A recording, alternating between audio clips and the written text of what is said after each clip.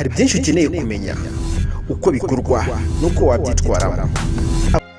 Reka nkumara amatsiko ku rubuto rwa watermelon. Watermelon ni urubuto benshi bakunda cyane, ndetse abenshi bakunda kurukoresha nyuma yo gufata amafunguro cyangwa se mbere yo gufata amafunguro. Watermelon ubishatse wayita umwango cyangwa igihaza cyo guhekenya, kuko ni urubuto rwera ku ruyuzi, rugira indabo zisa n'intutu kandi rufite bimwe mu byo ruhuriyeho n'ibihaza.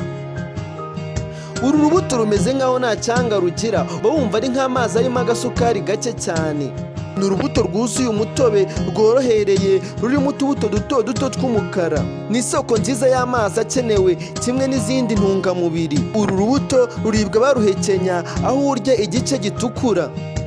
Ushobora kandi no gukamuramo umutobe warwo akaba ari wo winywera gusa.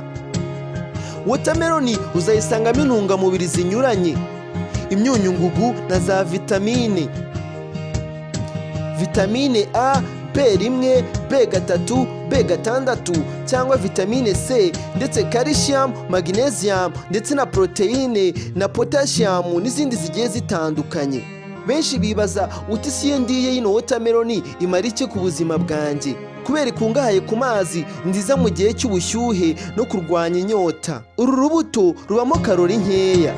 Ikindi nakubwira kuri uru rubuto ni uko nta mavuta menshi abamo, bituma ruba urubuto rwiza ku bantu bose, yemwe n'abarwayi ba diyabete. Ikindi kandi rufasha mu gusohora imyanda mu mubiri. 19 bya vitamine A umubiri ukeneye ku munsi uzasanga muri urwo rubuto ibonekamo. Kuba uru rubuto rukungahaye kuri vitamine C ni kimwe mu bintu bituma rusukura umubiri ndetse no kuba rwatanga uruhu rwiza. Icyo usabwa ni ugukuba igisate cyayo cyangwa se ugakaraba umutobe wayo ku ruhu ahatangiye kwangirika. Ibi bizarusana kandi binarinde kongera kwangirika. Kuba harimo potassium bituma ruba urubuto rwiza mu mikorere y'umutima, harimo kurinda gutera nabi no kurinda umuvuduko udasanzwe w'amaraso. Si umutima gusa, kuko binafasha mu gusukura impyiko. Muri icyo gihe bigabanya acide urique izwiho gutera indwara ya gute mu mubiri. Kurya watermelon bituma unyara kenshi, ari byo bizafasha impyiko gusohora imyanda.